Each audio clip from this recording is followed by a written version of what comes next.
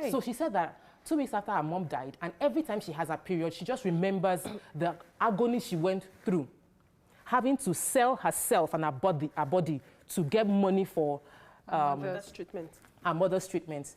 Another side of the story now says that she later found out that the husband rented an apartment for his girlfriend. All of this happening when she was hustling for money. So the woman decided to take law into her hand and created a scheme of revenge, taking her period, her menses, and cooking with it, and gave the man to eat. And gives him regularly. She said she gives it to him regularly, and every time the man is eating a food that was cooked with her menses, she feels a sense of satisfaction that at least I am doing something back to you. Because one thing is, for her, every time she has a period, she remembers the sacrifice she had to make. The levels of indoctrination that we've had to undergo as men, have essentially left us as, like a child playing a game, completely unaware to the world around us. And, it keeps us at a state, or at least it kept us at a state where we didn't realize the true dangers that we face in everyday life and the possible exposure to what's really out there.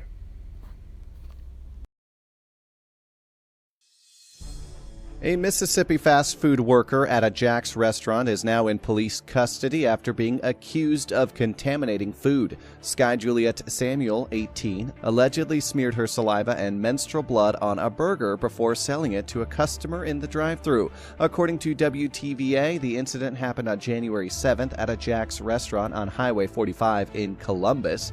The police said they launched an investigation into the incident after the parent of another Jack's worker complained on Facebook that her daughter was fired when she alerted the restaurant about the food contamination. Authorities issued a warrant for the arrest of Samuel, and the teen turned herself in on Monday. She's currently being held on $5,000 bond and could face up to 5 years in prison if convicted. Jack's Restaurant released a statement to WTVA saying they are working hard to win back the trust of our guests in Columbus, Mississippi.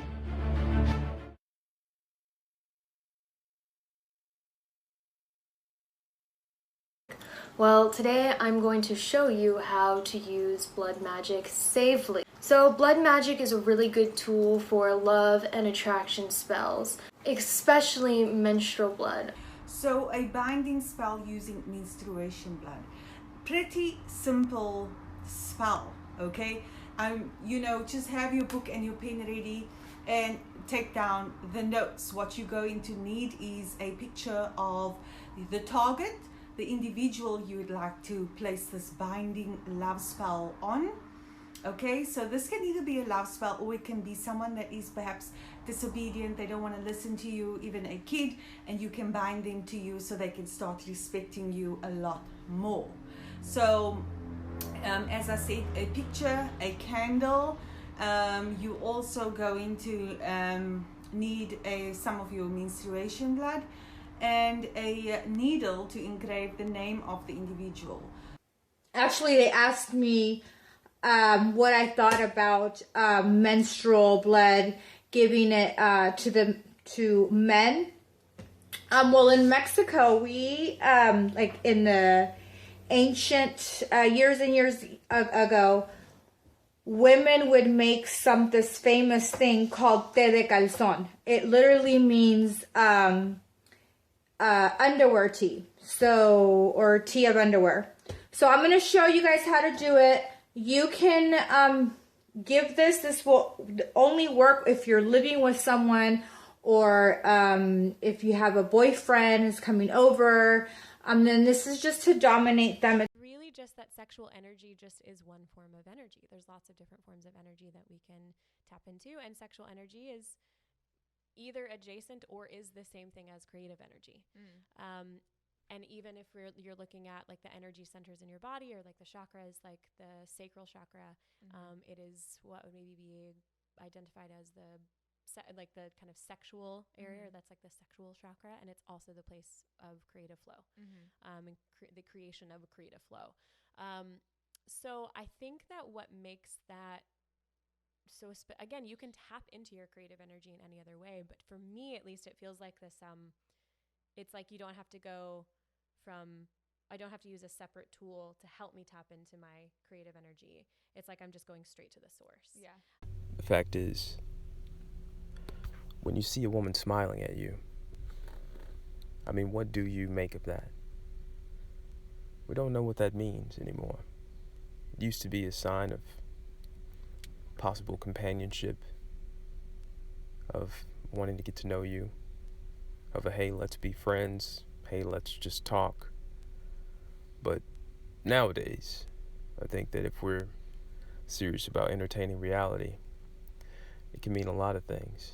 I mean, it doesn't matter where you meet this woman, or what race she claims to be, or where she's from. Pop culture and, societal norms essentially govern this world. And they govern the reality and the interactions and intentions that people have when they meet one another. And you as a man, you could have the most noble intentions ever for whatever reason. But that doesn't necessarily mean that, the woman you're looking at has the same feelings towards you.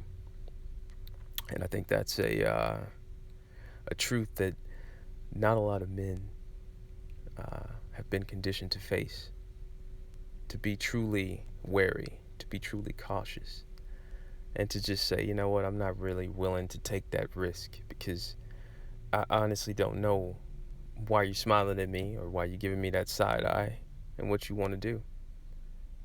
Yeah. So if you don't remember anything else from this video, you should remember this. Intentions, they may not necessarily be something that you want to get to know, even though society tells you that, you should always ask someone their intentions. But do you really want to know necessarily what someone's intentions are? Because I can tell you right now, whether they tell you the truth or they tell you a lie, the reality is, more often than not, people have pretty bad intentions. And it's a sad fact of reality. As a man, you probably want to sleep with her, and as a woman, she wants to totally control every aspect of your life. And by that, I mean she wants all your money, and she wants your children, she wants your seed, and she wants your energy. Now, these things are all yours. They were created in your body and given to you by the Most High. So, you do with that information what you will. And I hope that you're able to remain circumspect.